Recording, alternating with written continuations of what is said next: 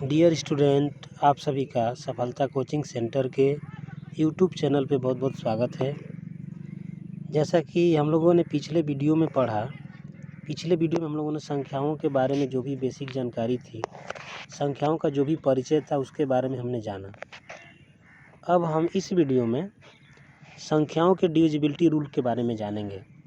जब भी हम कोई भी सवाल हल कर रहे होते हैं तो कभी कभी हम लोग को ऐसा लगता है कि कोई संख्या दे दी जाती है और हमें उसे किसी संख्या से घटाना होता है, तो हम सोचने लगते हैं कि इस संख्या को हम 2 से घटाएं या 3 से घटाएं। जिसे आपको यहाँ पे कोई संख्या मानी इस तरह से दे दी जाए और इसे हमें घटाना हो, तो हम सोचने लगते हैं कि इसे हम 2 से घटाएं या 3 से घटाएं। या आपसे कोई पूछ ही लेता है कि क्या ये संख्या 2 से कटेगी, या पूछ लेता है क्या ये संख्या 5 से कटेगी। तो यदि आप रूल नहीं जानते हैं तो आपको इस तरह से 5 से इसे भाग देकर आपको काटना पड़ेगा। 5 से मानो 42 में भाग दोगे आप तो 5 बटे 40 होगा, इसमें 2 बचेगा, फिर 3 होगा, फिर 5 जो कि 20 करोगे, 5 जो कि 20 करोगे, फिर 3 बचेगा, फिर 5 होगा, फिर यानी ऐसे आप लोग भाग दोगे पूरा इधर आगे तक। लेकिन यदि हमें पता हो डिविजिबिलिटी रूल हमें क्या कहता है कि 5 जो है, यदि लास्ट में 5 और 0 हो तभी 5 से संख्या कट सकती हैं। तो यदि हम जानते हैं रूल तो हम मात्र 1 सेकंड में बता सकते हैं कि यह 5 से कटेगा या नहीं कटेगा। लेकिन यदि रूल नहीं पता हो तो हमें भाग देना पड़ेगा इस तरह से। तो समय बचाने के लिए और जल्दी में करने के लिए हम लोग को डिविजिबिलिटी रूल जानना बहुत ही ज़रूरी होता है। तो आइए हम लोग डिविजिबिलिटी रूल के बारे में पढ़ते हैं। तो सबसे पहले हम लोग पढ़ते हैं 2 का डिविजिबिलिटी रूल। 2 का डिविजिबिलिटी रूल पढ़ते हैं। 2 का डिविजिबिलिटी रूल में क्या होता है, यहाँ आपको लिखा हुआ है कि इकाई के अंक में यदि 0, 2, 4, 6, 8 यदि कोई भी संख्या हो और उसके इकाई में यदि 0, 2, 4, 6, 8 दिखता है तो आप समझ लीजिए कि वह संख्या 2 से ज़रूर कटेगी। जैसे हमें यहाँ पे कोई इस तरह की संख्या दे दी जाए, इस तरह की संख्या कोई दे दी जाए और आपसे पूछ ले कि क्या ये 2 से कटेगी, तो हमें केवल लास्ट में देखना है। ये लास्ट में देखने के 4 आया है तो 4 आया तो ये ज़रूर 2 से। इसी तरह से कोई और एग्जाम्पल हम लोग लेते हैं। मानिए यदि कोई भी इस तरह की बड़ी संख्या हमें दे दी जाए,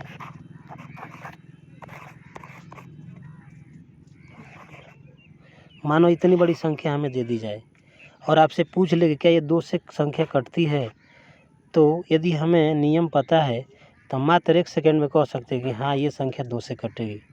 लेकिन यदि हमें पता नहीं होगा कि इसका रूल क्या है तो हमें क्या करना होगा, इस तरह से 2 से भाग देना पड़ेगा।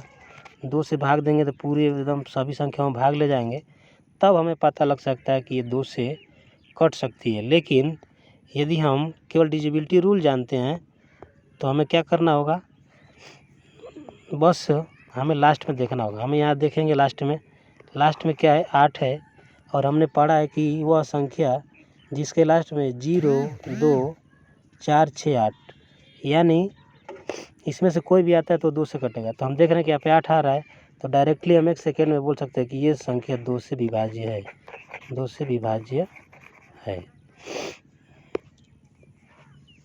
अब हम लोग जानते हैं 3 से विभाजिता का नियम। 3 से विभाजिता का नियम हम जानेंगे। तो देखिए 3 से विभाजिता का रूल क्या है, देखिए लिखा है यदि अंकों का योग 3 से विभाजित हो तो समझिए कि वह संख्या 3 से विभाजित होगी। कहने का मतलब ये कि मानो यदि आपको कोई संख्या इस तरह से दी हुई है,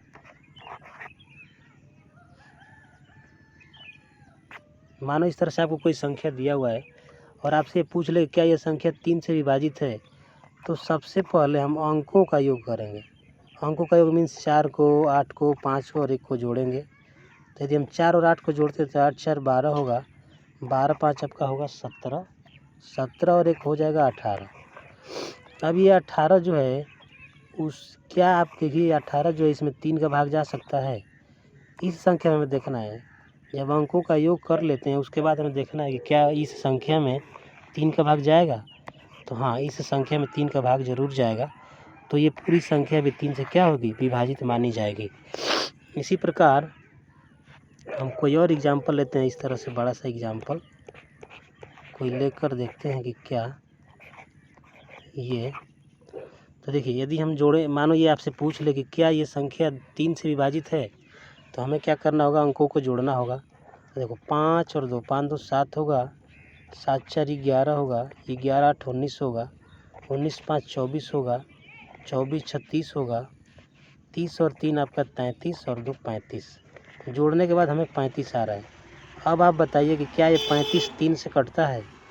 तो नहीं, 35 3 से नहीं कटता है, अर्थात ये पूरी संख्या भी 3 से नहीं कटेगी। तो इस तरह से हम लोग विभाजिता का नियम 2 और 3 का जान गए। अब हम जानेंगे 4 से विभाजिता का नियम। 4 से विभाजिता का नियम के अंतर्गत थोड़ा सा डिस्टर्ब होने के लिए सॉरी, थोड़ा तबीयत ख़राब है, तो थोड़ा सा आप लोग कम्प्रोमाइज़ कर लेंगे, ठीक है। तबीयत ख़राब थी तो सोचे कि क्या आप देखिए। अब हम लोग पढ़ेंगे 4 से विभाजिता का नियम। 4 से विभाजिता का नियम क्या है? देखिए यहाँ पे लिखा हुआ है, यदि अंतिम 2 अंक 4 से विभक्त हों तो वह संख्या 4 से भी विभाजित जरूर होगी। कहने का मतलब ये कि मानो इस तरह से कोई संख्या हमें दिया हुआ है, कोई संख्या इस तरह से दिया हुआ है, तो आपसे पूछा जाए कि क्या ये संख्या 4 से विभाजित है? तो 4 से विभाजित है तो हमें क्या करना होगा, केवल लास्ट का 2 अंक चेक करना होगा। ये लास्ट का 2 अंक चेक करना होगा कि 4 से विभाजित है कि नहीं। यदि लास्ट का 2 अंक 4 से विभाजित होता है तो ये पूरी संख्या 4 से विभाजित मानी जाएगी। तो हम लोग यहाँ पे देखेंगे, यहाँ पे 28 जो है 4 से विभाजित होता है, इसका मतलब ये पूरी संख्या आपकी 4 से विभाजित मानी जाएगी। इसके बाद हम एक और कोई एग्जांपल देखते हैं। मानिए यहाँ पे कोई बड़ी संख्या हम लोग लिख लेते हैं इस तरह से, इतनी बड़ी संख्या है और आपसे पूछ लिया जाए कि क्या ये संख्या 4 से विभाजित है। तो 4 से विभाजित का नियम हम लोग जानते हैं कि केवल लास्ट के 2 अंक हमें चेक करने होते हैं। यदि लास्ट का 2 अंक 4 से कटता है तो ये पूरी संख्या, ये जितनी बड़ी संख्या है पूरी संख्या 4 से विभाजित मानी जाएगी। तो ये लास्ट का 2 अंक 32 है और 32 2 4 से कट ही रहा है, तो इसका मतलब हाँ, ये पूरी संख्या जो है 4 से विभाजित है। तो इस प्रकार आप लोग बहुत ही आसानी से और बहुत ही कम समय में किसी भी संख्या का विभाजित का रूल या जान सकते हैं किससे विभाजित होगा। इसके बाद हम लोग देखने वाले हैं 5 का विभाजिता रूल। तो आइए देखते हैं यहाँ पे 5 का विभाजिता रूल क्या कहता है। इकाई का अंक 0 और 5 हो। 5 का विभाजिता का नियम बहुत ही आसान होता है। यदि कोई संख्या है और उसके लास्ट में 0 या 5 दिख जाए, कोई संख्या के लास्ट में 0 या 5 दिख जाए तो समझिए कि वो संख्या क्या होगी, 5 से विभाजित होगी। कहने का मतलब ये कि मानो हम कोई एग्जाम्पल के तौर पे इस तरह से कोई संख्या ले लेते हैं।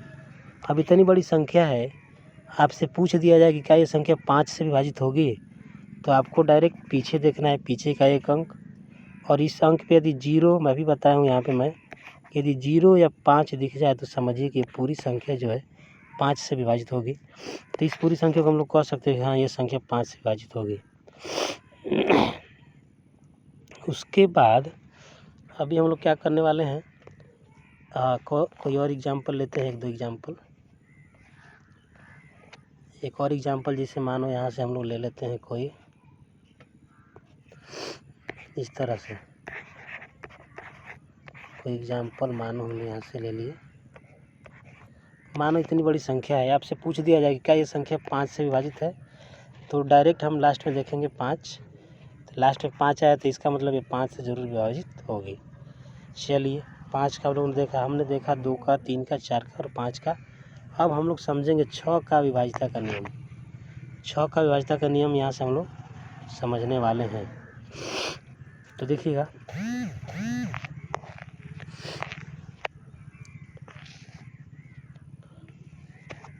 छः का विभाजिता का रूल क्या कहता है कि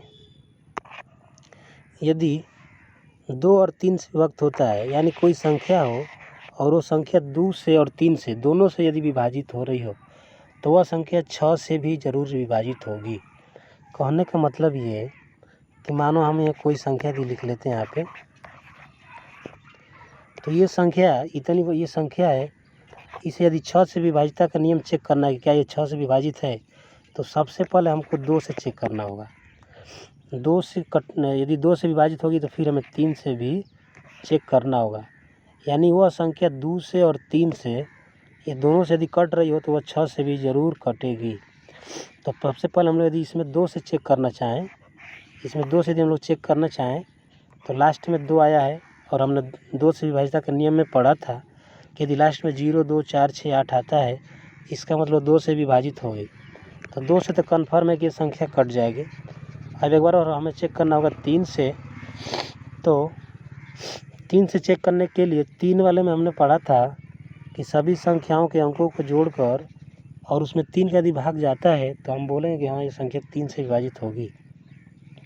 तो देखिए हम लोग देखते हैं, 4, 4 2 हो जाएगा 6, 6 3 हो जाएगा 9, 9 8 हो जाएगा 17, 17 और 2 हो जाएगा 19।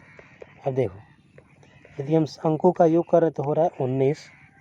19 होने का मतलब ये 3 से नहीं कटेगा, तो 3 से नहीं कट रहा है, यानी ये संख्या 2 से तो कट रही थी लेकिन 3 से नहीं कट रहा है। तो 2 से कट रहा है, 3 से नहीं कट रहा है, इसका मतलब ये संख्या 6 से विभाजित नहीं मानी जाएगी। ये संख्या तभी 6 से विभाजित मानी जाएगी जब 2 से भी कट जाए और 3 से भी कट जाए। जैसे कि एक एग्जाम्पल हम लोग लेते हैं, इसी प्रकार हम कोई एक और एग्जाम्पल लेते हैं। एग्जाम्पल के तौर पे अभी हम लोग लेते हैं, एग्जाम्पल के तौर पे ये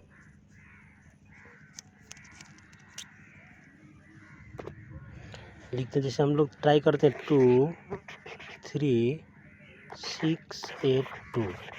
यदि ये पूछा जाए कि क्या ये संख्या 6 से विभाजित है, तो आपको क्या करना होगा, सबसे पहले हम लोग देखेंगे 2 से विभाजित। तो यदि लास्ट में 2 आया तो हम लोग तो जानते हैं कि नहीं ये 2 से तो विभाजित हो जाएगी, तो 2 से तो कन्फर्म होगा कि विभाजित होगी।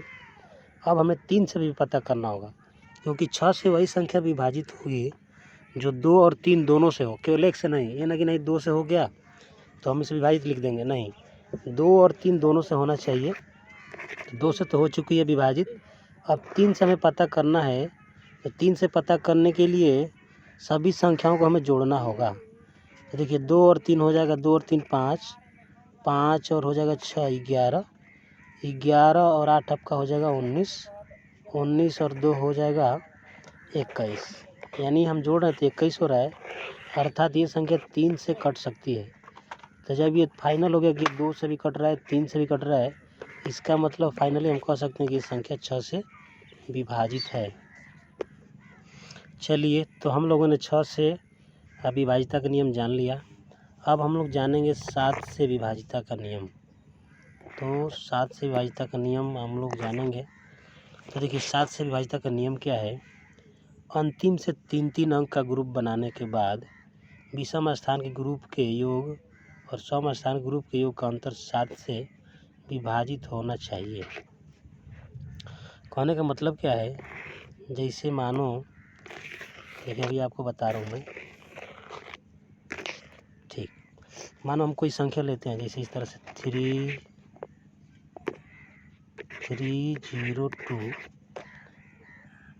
5092 5092। मानो ये कोई संख्या है और ये आपसे पूछ दे कि क्या ये 7 से विभाजित होगी, तो हमें क्या करना है, पीछे से 3-3 का आपको बनाना है एक पेयर। 3 संख्या का एक पेयर बन गया, फिर इन तीनों संख्या का एक पेयर बन गया। अब ये जो संख्या है अकेले बच गई, तो जो संख्या अकेले है वो अकेले ही पेयर बनाएगी, या 2 रहेगी तो 2 भी पेयर बनाएगी। तो देखिए एक पेयर को छोड़कर उसके आगे वाले पेयर से हम लोग जोड़ देंगे, यानी 3 है और यहाँ पे कि दूसरा पेयर है और ये आपका तीसरा पेयर है, लेकिन ये पास वाले पेयर्स को नहीं जोड़ना है, इस पेयर को हमें जोड़ना है इससे। और ये 0-25 के लिए यदि कोई इधर कोई यहाँ पे रहता पेयर तो इसको हम लोग जोड़ सकते थे इससे, लेकिन है नहीं, तो फिलहाल में हम 3 वाले का इससे जोड़ देंगे इससे, और इसको अभी कोई नहीं है तो इसी तरह रहने देंगे। तो 0-92 में यदि हम लोग 0-92 में यदि हम लोग 3 जोड़ते हैं तो आपका हो जाएगा 95 और ये आपका जोड़ते हैं तो ये आपका केवल 25 ही होगा, 25। तो देखो इसे और इसे जोड़ने पर हमारा आ रहा है 95 और इसे तो केवल उसके किसी के साथ जुड़ नहीं रहा तो 25 होगा। अब ये दोनों का हम अंतर निकालेंगे तो 95 और 25 का अंतर यदि हम निकालें तो आपका 5 में से 5 घटेगा 0, 9 में 2 घटेगा 7, देखो 70 आ रहा है। अब आपको बताना है कि जो 70 आया क्या ये 7 से विभाजित है, यानी इन पेयरों को जोड़ने के बाद और आपस में घटाने के बाद जो भी संख्या आती है यदि वो 7 से विभाजित है तो यहाँ पे जो संख्या थी वो भी 7 से विभाजित कही जाएगी। तो ये देखो ये 70 7 से विभाजित है, इसका मतलब ये पूरी संख्या भी 7 से विभाजित मानी जाएगी। अब ऐसे ही हम कोई एक और एग्जाम्पल लेकर देखते हैं, दूसरा एग्जाम्पल। जैसे मैं अभी आपको एक और एग्जाम्पल देता हूँ। यहाँ पे देखिएगा आप लोग, हम एक और संख्या लिखते हैं यहाँ पे एक और संख्या हम अभी लिखते हैं 5 है। थोड़ा सा आप लोग कंप्रोमाइज़ करेंगे, लिखने में थोड़ा सा आ जा रहा है दिक्कत। तो देखिएगा 515,806,784। मानो यदि ये कोई संख्या है और आपको बताना हो कि क्या ये 7 से विभाजित है कि नहीं, तो हमने आपको बताया कि 3 का आपको पेयर बनाना है, पीछे से 3, फिर ये 3 और ये फिर 2 का है तो अकेले बन जाएगा। फिर एक पेयर को छोड़कर अगले वाले पेयर से ये संख्या जुटेगी, यानी ये वाली संख्या इससे जुट जाएगी। यदि यहाँ पर भी कोई पेयर बना होता तो 806 उससे जुड़ जाता, लेकिन फ़िलहाल में इसके लिए कोई पेयर नहीं बच रहा है तो ये 15,786 से जुड़ जाएगा। तो 784 में हम 15 यदि जोड़ते हैं तो 5 4 9 और 8 1 9 और ये हो जाएगा 7। और यहाँ पे जो पेयर बच रहा है 806 ये किसी के साथ जुड़ नहीं पाएगा क्योंकि इधर कोई पेयर नहीं है। तो 806 में से हम ये 799 घटा देंगे। अब देखिएगा घटाएंगे तो क्या होगा, ये 6 है तो 6 इसे 80 लेकर 16 हो जाएगा। 16 में से यदि आप 9 घटाओगे तो आएगा 7। यहाँ पे 0 था, इसे 80 लिया होगा तो हो गया होगा 9। 10 हुआ होगा तो इसे दिया होगा तो 9। 9 में से 9 यदि आप घटाओगे तो 0। और ये 8 था उसे 1 दे दिया तो 7 हो गया, 7 में 7 हो गया 0। देखो हमें घटाने के बाद 0 7 आ रहा है, यानी 7 आ रहा है। अब बताओ 7 में 7 का भाग जा सकता है कि नहीं, तो 7 में 7 का भाग जा सकता है आसानी से। तो ये संख्या यानी ये पूरी संख्या जो है ये भी 7 से कट सकती है। तो इस प्रकार हमने 7 से विभाजित होने वाली संख्या का रूल जान लिया। अब हम लोग पढ़ेंगे 8 से विभाजिता का नियम। तो 8 से विभाजिता का नियम हमें पढ़ना है, तो ये पहले हम लोग मिटा दें पूरा। चलिए 8 से विभाजिता का नियम देखिए क्या है। 8 से विभाजिता का नियम क्या कहता है, यदि अंतिम 3 अंक 8 से विभाजित हो, अंतिम के 3 अंक यदि कोई संख्या दिया हो और उसके अंतिम के 3 अंक 8 से विभाजित होते हों तो आप समझिए कि वो संख्या पूरी 8 से क्या होगी, विभाजित होगी। जैसे में हम इस तरह से कोई भी संख्या ले लेते हैं, मानो इतनी बड़ी हमने संख्या ली और आपसे पूछा जाए कि ये 8 से विभाजित है कि नहीं, तो हमें लास्ट का केवल 3 अंक लेने हैं, 3 अंक लेने हैं। ये 328 है, 328 में हमें 8 का भाग करना होगा। तो देखिए 8 चौके 32 और 8 एकम 8, यानी 328 है वो 8 से कट रही है। इसका मतलब ये पूरी जो संख्या थी ये भी आपका 8 से कटेगी। एक और एग्जाम्पल हम लोग लेते हैं कोई, मानो हम यहाँ से कोई एग्जाम्पल और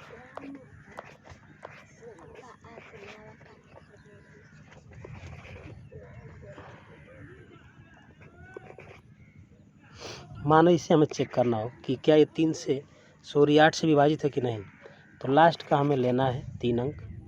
देखिए 300 आपका है 385, इसमें आपको भाग देना 8 से, 38 में भाग ले जाओगे 8 चौके 32 होगा, 8 चौके 32 होगा, बचेगा आपका 6 और ये आपका हो जाएगा 65। 65 में 8 का हम भाग नहीं ले जा पा रहे हैं। कहने का मतलब ये कि ये संख्या जो 8 से इतनी 3 संख्या जो 8 से कट नहीं रही है, इसका मतलब पूरी जो संख्या है ये 8 से विभाजित नहीं है। ठीक, तो हमने 8 का भी विभाज्यता का नियम पढ़ लिया। अब हमें पढ़ना होगा 9 का विभाज्यता का नियम।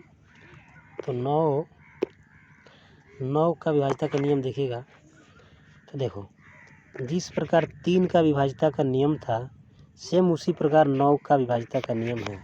यानी 3 और 9 दोनों का विभाज्यता का नियम सेम ही होता है। यानी 3 से विभाज्यता का नियम हम लोग क्या पढ़े थे कि ऐसी कोई संख्या जिसके अंकों को जोड़ने पर 3 से भाग चला जाए तो वो 3 से विभाजित होती थी। उसी प्रकार ऐसी संख्याएं जिनके अंकों का योग 9 से विभाजित हो। जैसे मैं यहाँ पे कोई संख्या यहाँ पे लिख लूँ, यहाँ पे रुकिए एक सेकेंड। एग्जाम्पल के तौर पे अभी मैं आपको एक संख्या लेता हूँ 429। देखिए ये संख्या है और आपसे पूछा जाए कि क्या ये संख्या 9 से विभाजित है, तो आप क्या करोगे, इसमें हमें भाग नहीं देना है डायरेक्ट, बल्कि अंकों का योग कर लेना है। तो देखिए 4 और 2, 4 2 आपका हो जाएगा 6 और 6 और 9 हो जाए आपका कितना 15। तो देखिए क्या 15 आपका जो है 9 से कटता है, तो नहीं। इसका मतलब जब 15 नहीं कटता तो पूरी संख्या भी 9 से विभाजित नहीं होगी। इसी प्रकार हम लोग लिखते हैं कोई अगर एग्जाम्पल 29034। अब इसे हम लोग चेक करते हैं।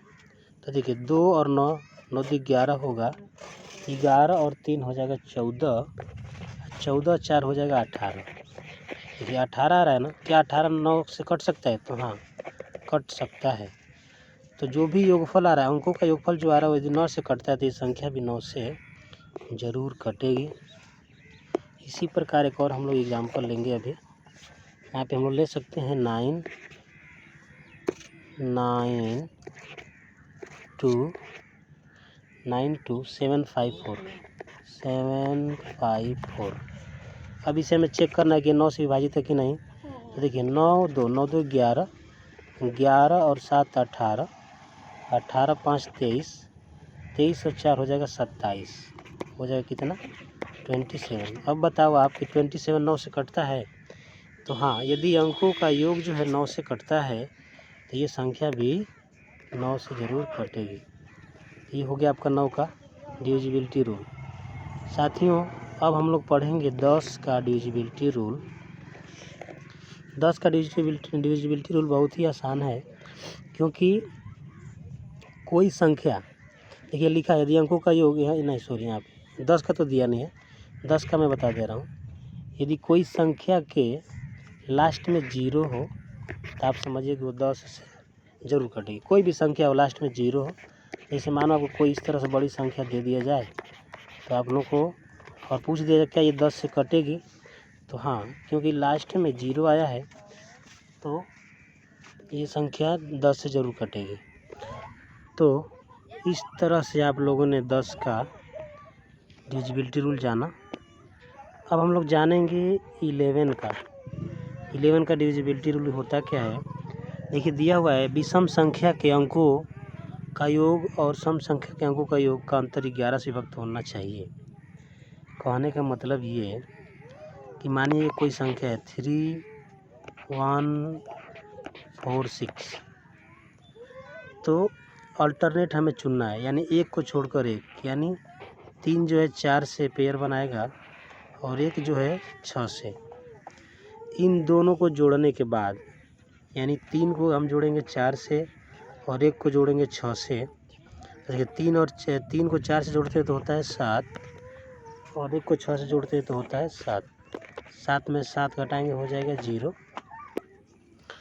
तो देखिए जब हम इस तरह से करेंगे, एक छोड़ के एक जोड़ेंगे फिर घटाएंगे, तो हमें इनको घटाने पे या तो 0 आएगा या तो 7 का कोई गुणा जाएगा। यानी 7 से कोई कटने वाली संख्या यदि आती है तो हम बोलेंगे हाँ ये संख्या भी ये संख्या जो है 7 से भी कट सकती है। एक है सर का नाम है।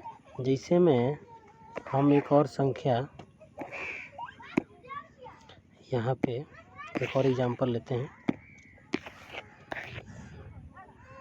एक और एग्जांपल हो ऐसे यहाँ पे कुछ दिक्कत आ रही है, रुक जाइए थोड़ा सा।